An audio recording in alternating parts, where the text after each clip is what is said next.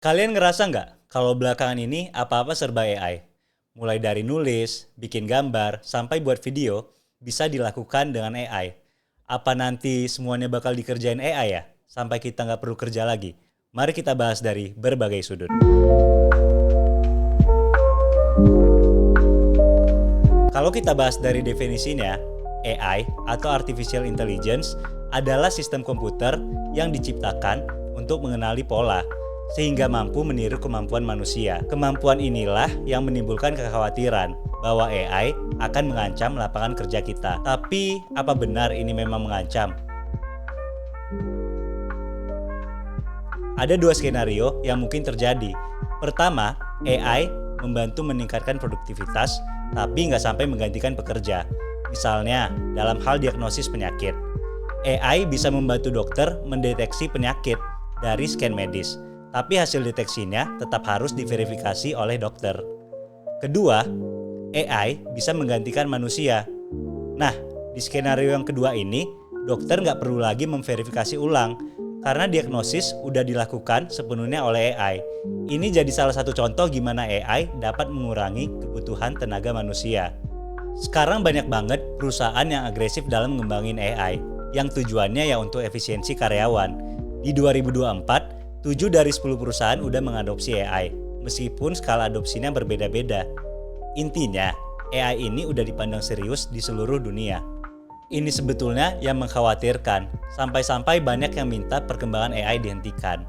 Bukan cuma orang biasa, tokoh-tokoh besar kayak Elon Musk dan Steve Wozniak sampai menandatangani petisi untuk menghentikan perkembangan AI selama 6 bulan.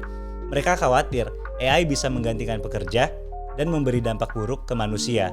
Tapi jujur sebenarnya AI ini udah ngebantu kita banget. Yan LeCun, petinggi Meta bilang, sejarah udah membuktikan kalau kolaborasi antara manusia dan mesin justru akan mengembangkan kemampuan manusia. Setiap teknologi baru pasti mengalami penolakan.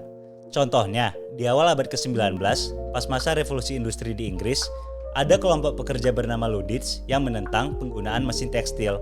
Gimana gak khawatir, dengan adanya mesin ini, mereka takut tergantikan. Kelompok Ludditz bahkan melakukan protes sampai merusak mesin-mesin di pabrik. Tapi, usaha mereka gagal, dan teknologi permesinan terus berkembang. Akhirnya, mau nggak mau, mereka harus beradaptasi dengan era revolusi industri. Kemajuan teknologi ini membuka jalan bagi jenis pekerjaan yang sebelumnya belum ada, seperti operator mesin, manajemen pabrik, hingga insinyur. Intinya, teknologi gak hanya menggantikan, tapi juga menciptakan peluang-peluang baru dalam dunia kerja. Lalu, gimana dengan era AI sekarang?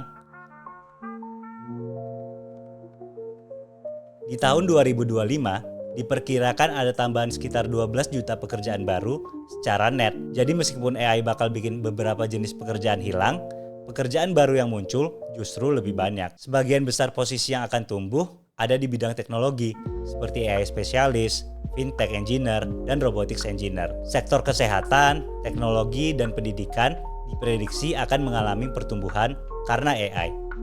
Sementara posisi yang terancam ada teller bank, kasir, dan pegawai administrasi, yang mana pekerjaannya manual dan repetitif. Jadi, kita sebagai pekerja harus gimana? Perkembangan teknologi nggak bisa dihentikan, tapi kita bisa mempersiapkan diri dengan keterampilan yang tepat.